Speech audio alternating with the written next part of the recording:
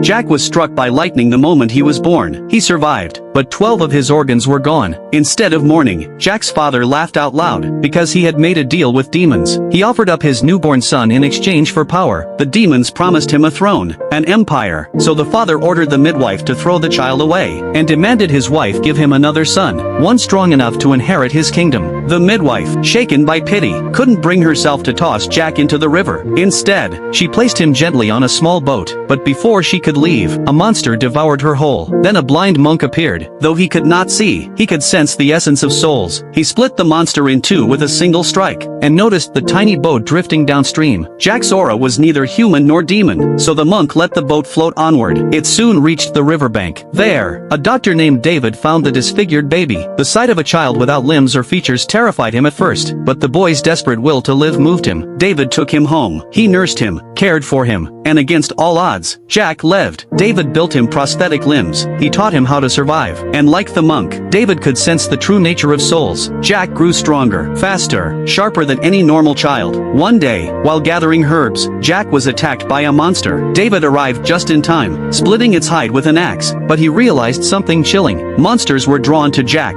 knowing he couldn't protect the boy forever. David trained him in combat every single day. Jack became a prodigy. With nothing more than a wooden blade, he could slice a monster clean in half, but as his skills grew, so did his bloodlust, and David began to worry. One night, after Jack cut down another monster, he collapsed, not from wounds, but because his prosthetic leg fell off. In its place, real flesh and bone began to grow. That's when David understood. The organs stolen by demons could be reclaimed. Every monster Jack killed returned a piece of his body. It was destiny. Jack had to wander the world, hunt monsters, and reclaim himself piece by piece. David forged him a new blade, and with tears in his eyes, he sent the boy away. He prayed Jack would survive, regain his body, and live, not as a weapon, but as a man. Though Jack could not see or hear, he felt David's love. Before leaving, he reached out and touched the man's face, a quiet farewell. Then, with heavy steps, he set out on his journey. Would you trade your newborn child for a kingdom?